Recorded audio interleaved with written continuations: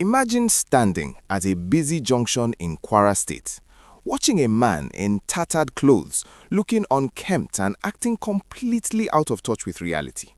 You might feel pity and drop a few coins in his bowl, right?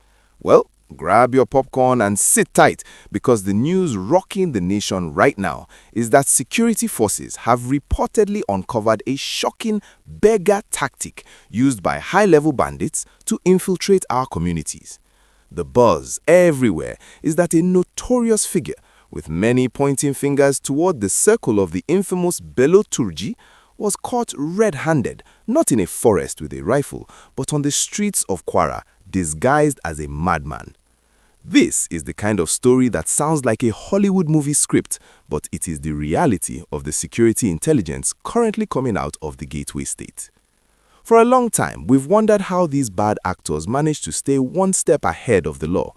The secret, according to recent intel, is as brilliant as it is terrifying. These individuals are moving away from the loud, dusty hideouts of the Northwest and trying to blend into peaceful states like Kwara. By dressing as mentally unstable wanderers or poor beggars, they sit in strategic places for days. They aren't looking for food, they are looking for information. They watch the movement of security convoys, they note when the town is quiet, and they identify potential targets, all while the public walks past them without a second thought. If you find this revelation as mind-blowing as I do, please take a moment right now to like this video and subscribe to the channel so we can keep bringing you these deep dives into national security. Now, let's talk about the big question everyone is asking. Is it really the kingpin himself? While the headline, Turji, is being used to describe the magnitude of the arrest, what we know for sure is that the heat from the military's Operation Fansan Yamma has become unbearable for these groups. Many of them are fleeing their bases and trying to find retirement homes in more central states.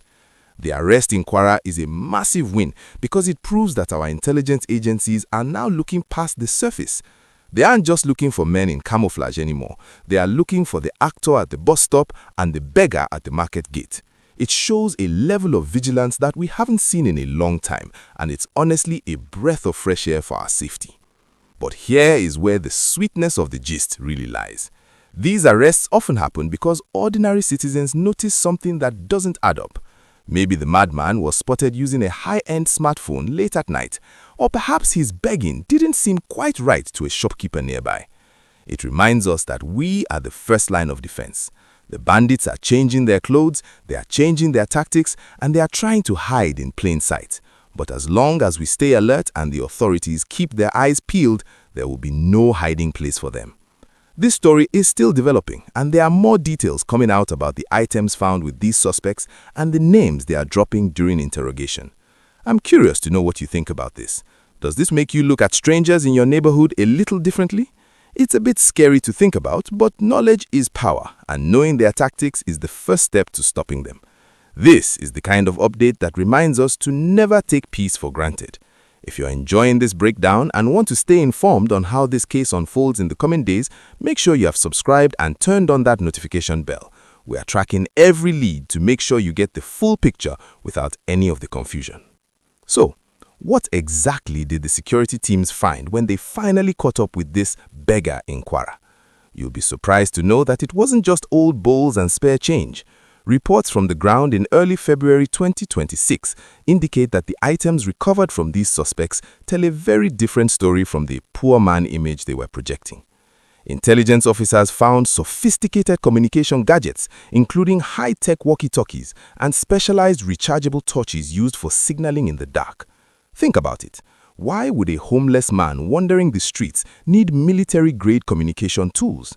It's clear these items were meant for coordinating with their fellow gang members hidden in the forests of Kwara South. Security experts are saying these beggars are actually human satellites. They gather data on who is traveling, which houses look wealthy, and exactly when the local vigilantes go on break. If this high-stakes detective work is interesting to you, make sure to hit that like button right now and subscribe to the channel for more updates just like this. The mystery deepens when you look at the wider picture of what's happening in the state. Just days ago, while this madman tactic was being exposed in Igbaja, other security teams were tracking a massive movement of suspects coming from places like Zamfara and Niger State. They aren't just coming with empty hands. In related arrests, police recovered brand new motorcycles bought with ransom money and hundreds of thousands of naira in cash. It's a huge business for them, and the disguise is just a way to protect that business. By acting mad, they know most people will avoid eye contact or walk away quickly, giving them the perfect cover to sit and watch for hours without being questioned. This latest breakthrough has put every community leader on high alert. The Joint Security Watch has even warned that these groups are spreading out to new areas, trying to find soft targets where people aren't expecting trouble. It's a wake-up call for all of us. Security isn't just about the men in uniforms, it's about the eyes and ears of every person watching this video.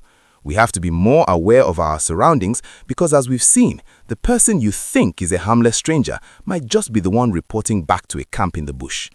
We are still waiting for the full identity of all those captured in this specific madman sting operation. Some believe they are direct lieutenants of the big names we hear in the news, or others say they are new cells trying to establish a base in the North Central. Either way, the beggar tactic is officially busted. The question now is, what will they try next? And more importantly, are we ready for it? If you want me to dig deeper into the secret hideouts they've been using in the national park areas or the latest move of the military to stop these groups from entering the southern states, let me know.